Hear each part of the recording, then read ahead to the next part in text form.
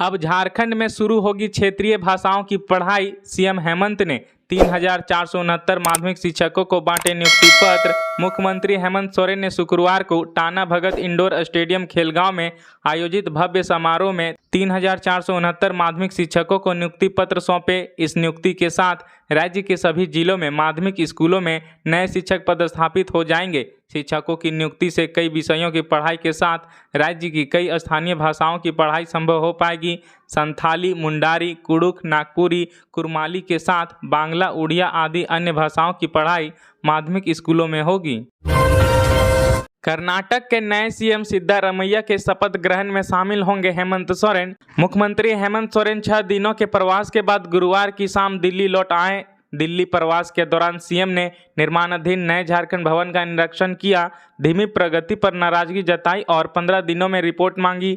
दिल्ली प्रवास के दौरान सीएम ने कर्नाटक चुनाव में जीत पर कांग्रेस के राष्ट्रीय अध्यक्ष मल्लिकार्जुन खड़गे से मुलाकात कर उन्हें बधाई दी। सीएम हेमंत सोरेन ने दिल्ली में कांग्रेस महासचिव जयराम रमेश से भी मुलाकात की। अब शनिवार को वे कर्नाटक में सिद्धारमैया के शपथ ग्रहण समारोह में शामिल होने बेंगलुरु जाएंगे।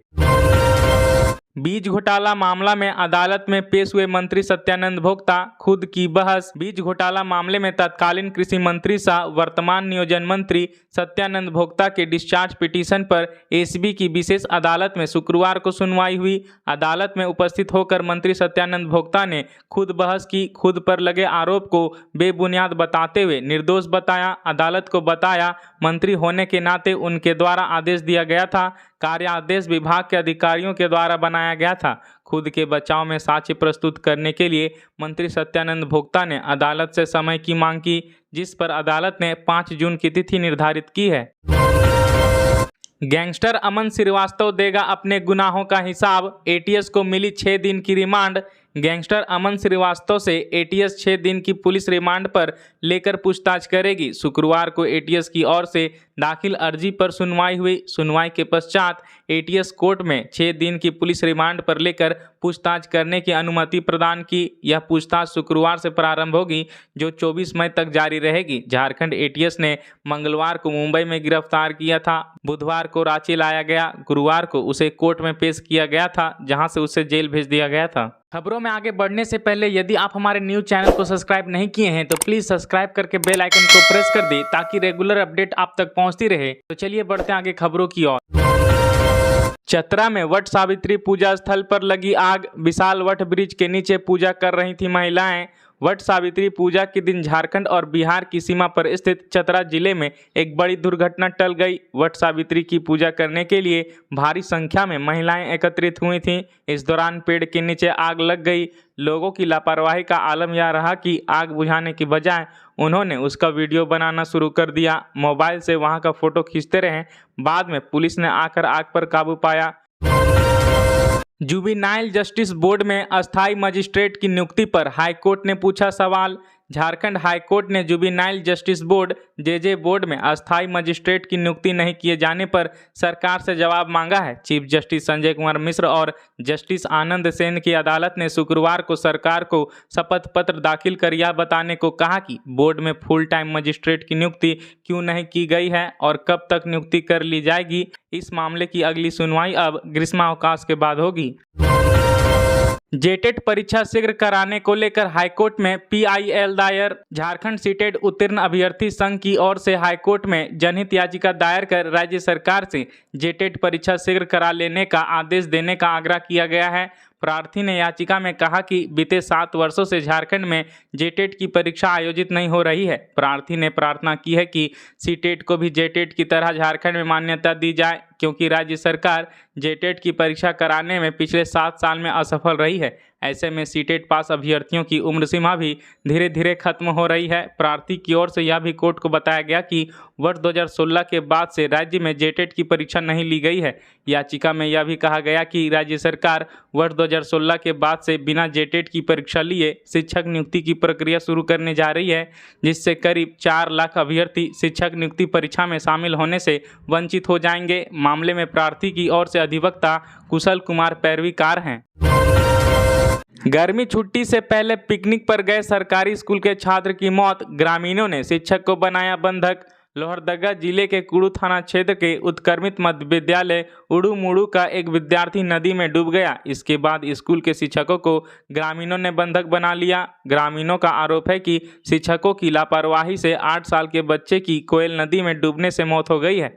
ग्रामीणों ने स्कूल में जमकर हंगामा किया। सूचना मिलने पर प्रखंड शिक्षा प्रसार पदाधिकारी तथा कुड़ू पुलिस के अधिकारी स्कूल पहुंचे। दोनों अधिकारियों ने मिलकर बंधक बने शिक्षकों को ग्रामीणों से मुक्त कराकर अपनी सुरक्षा में लिया। सभी ग्रामीण शिक्षकों पर हत्या का मामला दर्ज करने की मांग कर रहे हैं। नक्सलियों के आईईडी ब्लास्ट में 10 साल के बच्चे की मौत। पुलिस के अभियान को रोकने के लिए बिछाए हैं बम। पश्चिमी सिंहभूम जिले के अति नक्सल प्रभावित सुदूरवर्ती गोयलकेरा थाना क्षेत्र के रेंगड़ा हाथू गांव के पास नक्सलियों द्वारा बिछाए गए आईईडी के चपेट में आने से एक बच्चे की मौत हो गई।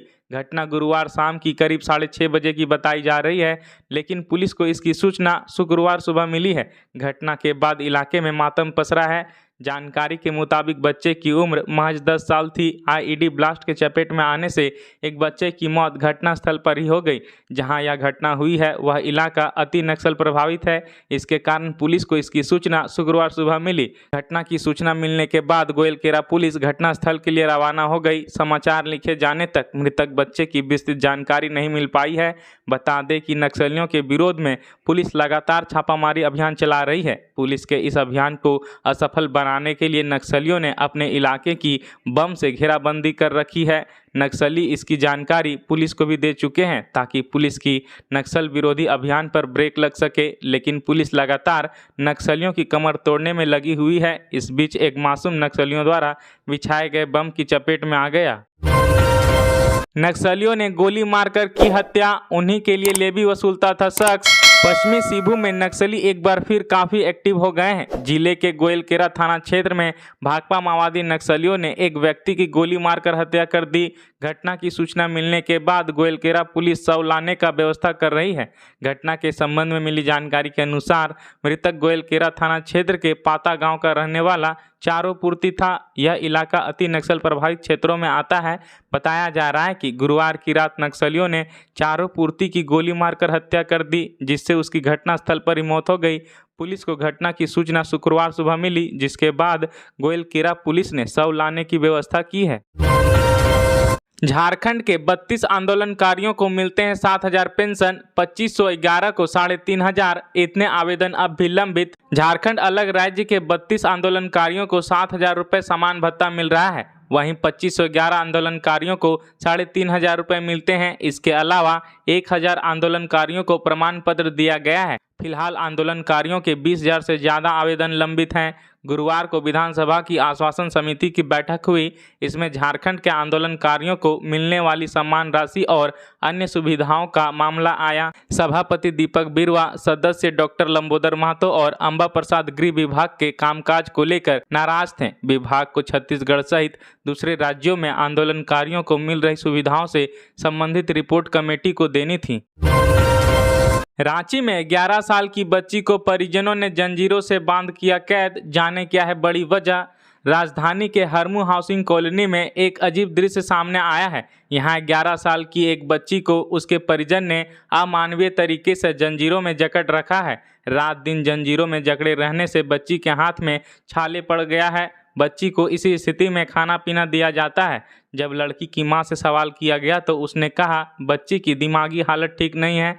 सीआईपी में इसका इलाज कराया था। जांच के बाद डॉक्टरों ने दवा भी लिखी थी। जब तक दवा खिलाई गई सब कुछ ठीक ठाक था, लेकिन हमारे परिवार की हालत ऐसी नहीं है कि हम इसे पूरी ज़िंदगी दवा खिला सकें, इसलिए मजबूरी में बच्ची के हाथ जंजीर में बांध दिए हैं। बच्ची की मां ने बताया कि वह खुद लोगों के घर में झाड़ू पोछा कर परिवार को पाल रही है। हाड़तोड़ मेहनत के बाद जो पैसे मिलते हैं उनसे किसी तरह घर का किराया दे पाती हूँ। घर के लिए राशन पानी जुटाने में भी मुश्किल होती है। डॉक्टर की लिखी 1 महीने की दवा ही 1,000 रुपये में आती है। जिस महीने पैसे होते हैं उसी महीने में दवा खरीद पाती हूँ। कांटा टोली सिरम टोली फ्लाईओवर जुड़ने के बाद ऐसी होगी रांची की तस्वीर। देखें तैयार डिजाइन। सिरम टोली और कांटा टोली फ्लाईओवर को आपस में जोड़ने के लिए पथ निर्माण विभाग ने डिजाइन तैयार कर लिया है। इसी डिजाइन के अनुरूप अब डीपीआर तैयार कराया जाएगा। यह फ्लाईओवर पटेल चौक से शुरू होगा। पथ निर्माण विभाग अंडरपास बनाने और दोनों फ्लाईओवरों को जोड़ने की योजना पर मंथन कर रहा था। अंत में यह तय हुआ कि फ्लाईओवर को आपस में जोड़ दिया जाए तथा सिरमटोली चौक के पास ही वाहनों के चढ़ने और उतरने की व्यवस्था हो, जिससे जाम की समस्या नहीं होगी। फ्लाईओवर के बनने के बाद रांची का नज़ारा कुछ ऐसा दिखेगा। राज्यवासियों को जाम की समस्या से निजात मिलने की उम्मीद है। सिरमटोली चौक के पास फ्लाईओवर से उतरने और चढ़ने दोनों के लिए रैंप तैयार किया जाएगा। इसी प्रकार से झारखंड के तमाम बड़ी खबरों को जानने के लिए हमारे चैनल को सब्सक्राइब कर बेल आइकन को प्रेस कर दें। धन्यवाद।